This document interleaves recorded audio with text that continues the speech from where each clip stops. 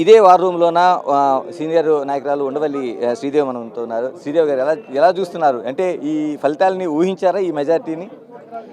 నేను ముందే ఊహించి తాడికొండ అసెంబ్లీ నుంచి నేను ఎమ్మెల్యేగా ఎన్నికయ్యాను. ఒకే రాజధాని అమరావతి అని చెప్పాను. ఎప్పుడైతే 3 రాజధానులు అన్నారో విభేదించి నేను మొట్టమొదటి పర్సన్ వైసీపీ నుంచి రావడం జరిగింది. నాతో పాటు ఇప్పుడు ప్రజలందరూ కూడా వచ్చారని లేట్గా తెలిసింది. కానీ లేటెస్ట్గానే రిజల్ట్ బాగా వచ్చింది. ఎందుకంటే నేను కొంచెం చదువుకునే దానికన్నా ముందు వచ్చాను. బట్ ప్రజల్లో తేడా రావడానికి ఇంత టైం పట్టింది. ఏదైనా కానీ టీడీపీకి 133, జనసేనకి అరౌండ్ 20 ఉంది, బీజేపీ 7, ఆల్మోస్ట్ 160 దాడుతుంది మ్యాజిక్ ఫిగర్. అండ్ ఇది చారిత్రాత్మక విజయం. ఇది ముందే ఊహించాము. నేను ముందే ఊహించి ఉండవల్లిలో హౌస్ కూడా తీసుకున్నా. అంటే that means I'm pretty confident that Chandrababu Naidu garu going to win and we're going to form the government. అయితే ఏంటంటే అమరావతి రాజధాని అని ప్రపంచానికి తెలిసే మాదిరిగా ఈరోజు ఈ యొక్క మ్యాండేట్ ఏదైతే ప్రజలు ఇచ్చారో అది అసలుకి తిరుగులేని చారిత్రాత్మక తీర్పు. ఎందుకంటే ఎవరు కూడా ఇంత ఊహించుండరు. ఎందుకంటే బాహుబలి సినిమాలో మహిష్మతిని బల్లల దేవుడు దాన్ని నాశనం చేస్తున్నప్పుడు బాహుబలి వచ్చి రక్షించడానికి వస్తాడు. అదే మాదిరిగా అమరావతిని రక్షించడానికి, అమరావతి అభివృద్ధికి చంద్రబాబు నాయుడు గారు ఈరోజు వచ్చారు. కనుక అమరావతి ఊపిరి పీల్చుకో చంద్రబాబు నాయుడు గారు అభివృద్ధి చేస్తారు. అంతేకాకుండా పరిశ్రమలు వస్తాయి.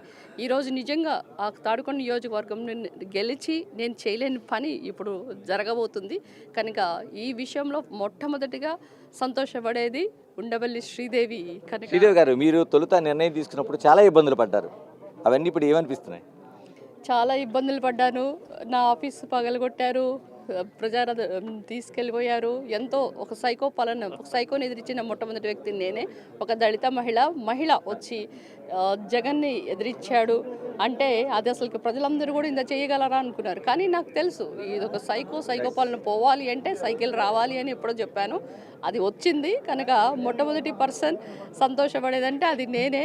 కనుక ప్రజలందరూ కూడా చంద్రబాబు నాయుడు గారు వెంటే ఉన్నారు. ప్రజలు అంటే మహిళలు మాత్రం లేరు. మహిళలు వైసీపీకి ఓటేశారు. పండగ చేసుకుందాం, 11ంటికి రెడీగా ఉండండి సజ్జల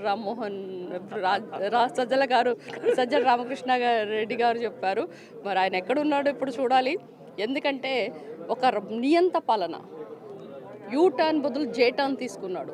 సింగిల్ రాజధాని అని చెప్పి రాజధానికి మద్దతు ఇచ్చి అసెంబ్లీ సాక్షిగా మరి అదే రాజధాని కాదు 3 రాజధానులు ఉన్నాయి, 3 తలకాయలు ఉంటాయని చెప్పిన మొట్టమొదటి ముఖ్యమంత్రి జగన్ గారు.